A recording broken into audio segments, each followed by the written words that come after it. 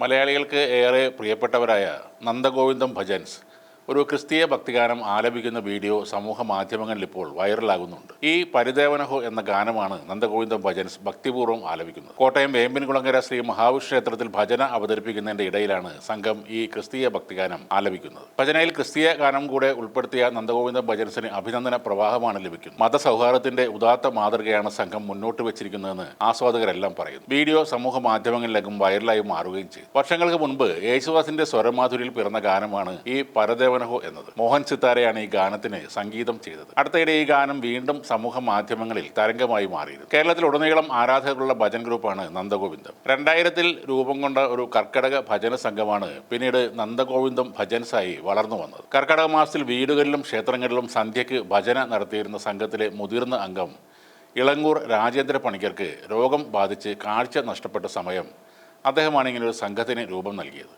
2001 മുതൽ ശ്രീദുർഗ ഭജന സമിതി എന്ന പേരിലാണ് ഇവർ പ്രവർത്തിച്ചത്.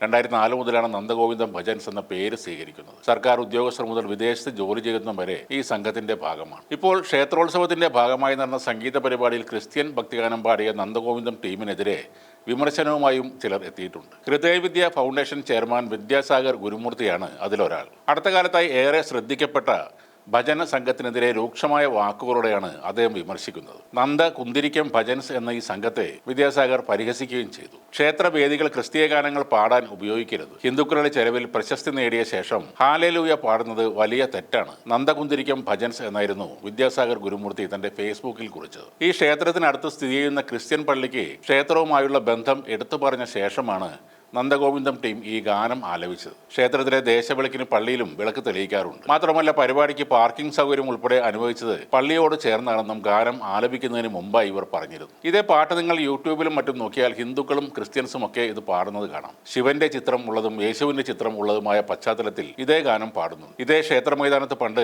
ഗാനമേളകൾ നടന്നിട്ടുണ്ട്. അന്നൊക്കെ ഗാനമേളകളിൽ എത്രയോ ക്രിസ്ത്യൻ മുസ്ലിം ഭക്തിഗാനങ്ങൾ പാടിയിട്ടുണ്ട്. അവരൊക്കെ ഉത്സവ കമ്മിറ്റിക്കാർ മാലയിട്ട് സ്വീകരിച്ചിട്ടുമുണ്ട്. അന്നൊന്നും ഇല്ലാത്ത മതവികാരമാണ് ഇപ്പോൾ ചിലർ ഉയർത്തിക്കൊണ്ടുവരുന്നത്. അഗസ്റ്റിൻ ജോസഫിന്റെ മകൻ യേശുദാസ് എന്ന ക്രിസ്ത്യാനിയുടെ ഹരിവരാസനം കേട്ടാണ് എല്ലാ ദിവസവും ശബരിമല അയ്യപ്പൻ ഉറങ്ങുന്നത്. മലയാള സിനിമയിൽ ഏറ്റവും നല്ല ശ്രീകൃഷ്ണ ഭക്തിഗാനങ്ങൾ എഴുതിയത് യൂസഫ് അലി കേച്ചേരി എന്ന മുസ്ലിമാണ് എന്നതും മറക്കരുത്.